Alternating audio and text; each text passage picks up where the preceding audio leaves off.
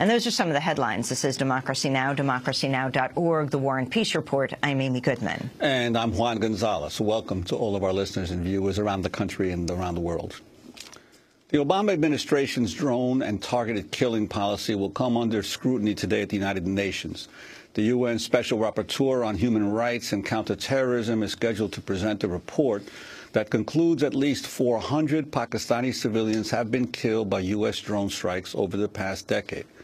Another 200 victims have been deemed probable non-combatants. The report also looks at U.S. drone attacks in Afghanistan, Iraq, Libya, Yemen, and Somalia, as well as Israel's use of drones in Gaza. The UN report comes at a time when U.S. drone policy is facing unprecedented public criticism. Earlier this week, Amnesty International said some drone killings in Pakistan may amount to war crimes. Human Rights Watch criticized U.S. drone strikes in Yemen. Then on Wednesday, Pakistani Prime Minister Nawaz Sharif urged U.S. President Barack Obama to end drone strikes in Pakistan. Pakistan and the United States have a strong ongoing counter-terrorism cooperation. We have agreed to further strengthen this cooperation. I also brought up the issue of drones in our meeting, emphasizing the need for an end to such strikes. During his public remarks with Nawaz Sharif, President Obama did not directly address the U.S. drone war. We talked about security and the concerns that both of us had about senseless violence, terrorism, and extremism. And we agreed that we need to continue to find constructive ways to partner together, ways that respect Pakistan's sovereignty, that respect the concerns of both countries. And I'm optimistic that we can continue to make important strides in moving forward, because both the Pakistani people and the American people have suffered terribly from terrorism in the past. One day after the Pakistani leader met with President Obama, the Washington Post revealed how the United States and Pakistan communicated about and in some cases coordinated dozens of drone strikes in Pakistan from late 2007 to late 2011. To talk more about this growing debate, we're joined by Ben Emmerson, the United Nations Special Rapporteur on Human Rights and Counterterrorism. He will be addressing the UN General Assembly today. Welcome to Democracy Now! Thanks, Amy. Talk about your findings. Well, I think, first of all, the first point to make is this is not a final report, so findings is perhaps putting it too high. This is a process of dialogue which will involve a number of reports, both to the General Assembly and to the Human Rights Council. And what I'm presenting to the General Assembly this morning is an interim report. In terms of the key issues, what we sought to do was to take an overview of the use, the deployment of armed drones, both by the United States and the United Kingdom in Afghanistan and other parts of the world, and of course by Israel in Gaza as well.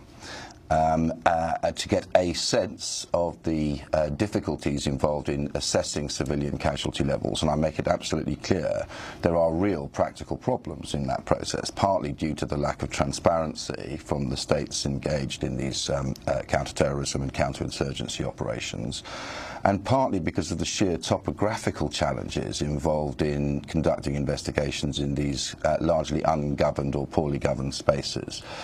So at this stage, the principal recommendation of the report is that where states have credible information from any source, including sources like Amnesty and Human Rights Watch, that civilians have been killed or injured, then they are under an obligation, of course, to conduct their own investigations, and no doubt all states do conduct their own investigations when deploying this technology. But more important than that, for the public process, that the results of those investigations should be disclosed. We've seen, for example, in Afghanistan, a couple of instances where both the US and, in one case, the UK, have declassified investigation reports or the summaries of the findings of investigation reports involving drone strikes where civilians have been killed. And that type of transparency goes an awful long way to allaying people's concerns that there is a disproportionate risk of civilian casualties.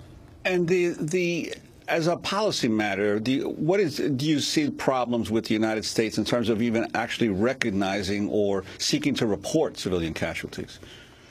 Well, I mean, the principal historical problem, clearly, is that somebody in the earlier administration, the Bush administration, thought it was a smart idea to hand control of what amounts to the delivery of ordnance through the air in an act of war to an organisation, the CIA, which by its own terms, and as with all secret intelligence organisations, cannot either confirm or deny the existence of its operations. That is an essential operating prerequisite for clandestine intelligence organisations, and it's exactly why clandestine intelligence organisations are not the right body to be carrying out acts of counterinsurgency warfare. And, I mean, obviously one of the principal tenets of the President's speech at the National Defence University in May was that the use of armed drones would migrate away from CIA and into the hands of DoD, and that certainly is part of what we would see as a development towards transparency and accountability. Going from CIA to Pentagon. Well, let me ask you, earlier this week, State Department spokesperson Marie Harf suggested Amnesty and Human Rights Watch were overestimating the number of civilians killed by U.S. drones, but offered no facts to back up what she was saying. She was repeatedly questioned about why the administration has refused to release information about civilians killed by U.S. drones. If you dispute these figures by these organizations, do you counter with your own figures? Do you have figures of your own? We do certainly have this kind of information. Could you tell us what these figures are? Well, I think I'd make a point. I knew that's where this was going, Saeed, and I think I'd make the point that when we make determinations about issues like this one, that substantial information concerning U.S. counterterrorism strikes is collected through a variety of sources and methods. In order to protect these sources and methods, we can't make much of this information publicly available because we want to have access to that information in the future. We take a full, holistic picture of what happened before and after such operations to make determinations about these things. So it's a much more complete picture than any one non-governmental organization would likely have on the ground. Okay, this is two non-governmental organizations. Or two organizations which you have held up in the past as conducting accurate and credible reports on things like in Syria.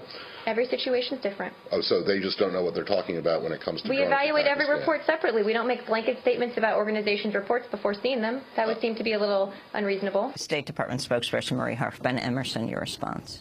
Well, first of all, the core of the problem with the U.S. government's refusal to identify its own estimates of civilian casualties lies in what you've just heard, the justification that this would compromise sources and methods. Now, obviously, I am not privy to the details of that justification, but what I do know is that the director of the Central Intelligence Agency, John Brennan, during his confirmation hearings, himself suggested that transparency and accountability calls for the release of precisely the information that in that clip you saw being suggested, that the information can't safely be released. And one would have thought that before making that statement, Mr. Brennan, who knows a thing or two about intelligence risks and about the need to protect sources and methods, would have had those considerations well in mind. The basic position that my report takes on this question is that considerations of national security may, in certain circumstances, justify withholding limited information about particular strikes if to do that would compromise an individual source or an individual operation. But that in general, statistical and methodological information can safely be released and should be released. And by methodological information, I mean explaining how and why a decision has been taken to calculate in a particular strike the number of civilian casualties. Because there's a big dispute about who is a civilian in this context. Yeah. And I would like to ask you also about the actual legality or illegality of the drone strike. Clearly, we've seen in many of these countries this dance of the one hand, the leaders of the countries condemning the strikes, while on the other hand, we're getting reports and among journalists close to power sources in the U.S. that this is merely for the local public consumption, that the leaders are really supportive of these strikes. This whole issue of how you see the actual legality of these strikes. Yes. Well, first of all, I mean, there are, if you like, two separate questions there. The first is the issue of consent to the use of force on the territory of another state. And although, I mean, I take the description that you give, in reality, the allegation has only been levelled at Pakistan, that it would say in public, or the government would say in public for public consumption, that it was opposed to the use of drone strikes, whilst in private consenting to their continued operation. And I think, and I indicate this in the report, that there's pretty clear evidence that that was the position in the past. And we've seen some recent leaks in the Washington Post, but I mean, it was well known before that. And indeed, former President Musharraf himself indicated that that was the position in a recent interview during the course of the Pakistani presidential elections. But you know, governments change and situations change, and in 2012 the Pakistani Parliament passed a resolution, the effect of which was to rescind all prior consents and to require consent to be done above board, to be done in writing, to be provided to the relevant committees, to be approved during debates on the floor of the House of Parliament, and that hasn't been done. And therefore, really, whatever levels of cooperation there may continue to be at an intelligence level, you know, if we support, as we must, the democratic process in Pakistan, the elected representatives of the people in Pakistan unanimously have adopted a position that the government cannot lawfully consent other than by doing so through a prescribed procedure. So the short answer to the question is, my view, certainly on the information that I've received from the government of Pakistan over quite an extensive period of time, is that currently, this is not by any means a statement as to the position in the past, but currently Pakistan does not give valid consent in international law to the use of force on its territory. I wanted to ask you about Israel's use of drones in Gaza. What did you find? Well, one of the difficulties with an analysis of the position in Israel is that currently Israel has suspended its relations with the Human Rights Council. And the consequence of that is that Israel has not formally cooperated with this process so far. And they've done that because?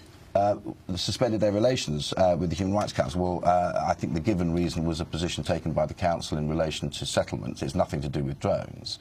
But that is the position as we sit here today. I think all of us within the UN are optimistic that Israel will shortly re-establish its relationship with the Human Rights Council, and the High Commissioner for Human Rights has called on Israel to effectively to re-engage. And that is in fact part of the reason, by no means the only reason, but part of the reason why this process needs to take place over a period of time, because I'm very keen to engage directly with the State of Israel. And I hope that those who've been following this process will see from the content of the report that I have tried to do justice to the position of all sides in this debate. I mean, I make it absolutely clear. I wouldn't want this report to be held up as though it were a condemnation of the United States. We're nowhere near that position at the moment. What we are seeking to do is to encourage states to engage constructively. I mean, you asked about law. The fact of the matter is that there are many crucial areas in this debate on which international lawyers disagree. And states disagree.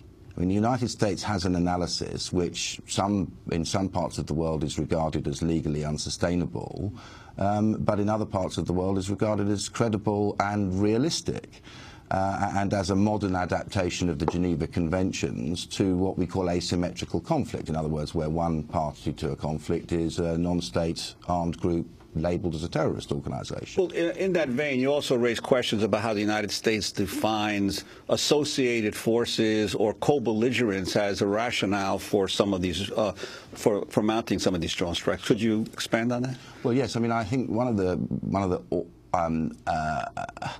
lessons of the past decade, since the crime against humanity that was committed in New York and Washington in 2001, is that attacks that have been mounted in order to destroy Al-Qaeda Central have been significantly successful, but the consequence has been like the Hydra, where the head is cut off, the creation of, I mean, the current estimate is somewhere near 40 organizations pledging, broadly speaking, allegiance to the same philosophy of violent extremism under the name of Islamist politics, and with an anti-Western and anti-US agenda spreading from central North Africa right the way across to the Middle East and Syria, and we hear the stories every day. So if the United States were to take the position that it remains in a state of armed conflict, because that is its position in relation to Al-Qaeda, with all of these organizations wherever they are, then of course the United States would be condemning itself to a permanent state of war. I mean, I think probably your viewers aren't necessarily alive to the fact that the United States is at war in Yemen and is at war in the Fatah region of Pakistan, because it considers itself to be engaged in what's known as a non-international armed conflict, a war in other words, with the Al-Qaeda related groups in those areas. So the answer to your question is, I think there is a real realization within the administration, and we see hints of this in the May speech from the President, but we also see it more explicitly in some of the speeches that have been made by former officials like Harold Coe and Jay Johnson, a real realization that in order to bring this conflict to an end,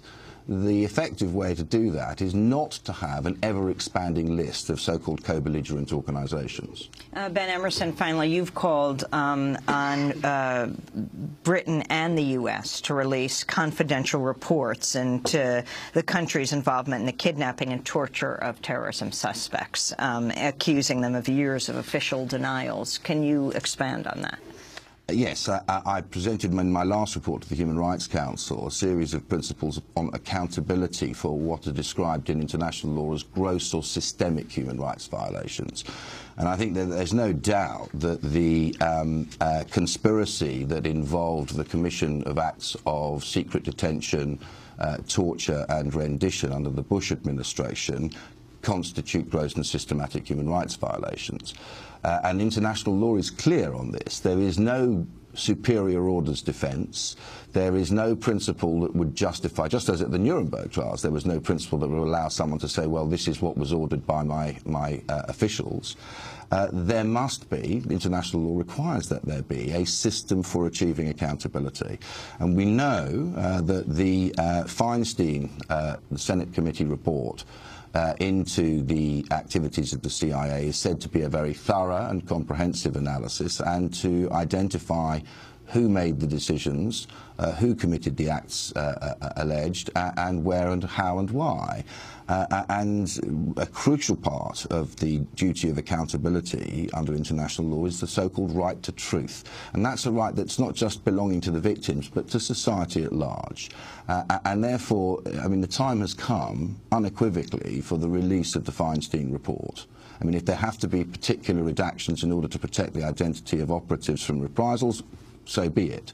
But the key findings of the Feinstein report and of a parallel report commissioned and prepared and provided to the British Prime Minister in relation to the United Kingdom's involvement in these activities must now be made public, and we will not stop calling for the publication of this material until at least a sufficient amount of it has been put into the public domain. Ben Emmerson, I want to thank you for being with us. UN Special Rapporteur on Human Rights and Counterterrorism has issued an interim report on his investigation into U.S. drone strikes and targeted killings. His findings, along with a report by the UN Special Rapporteur on extrajudicial executions, will be debated today at the UN General Assembly. This is Democracy Now!, democracynow.org, The War and Peace Report. When we come back, a drone operator. Stay with us.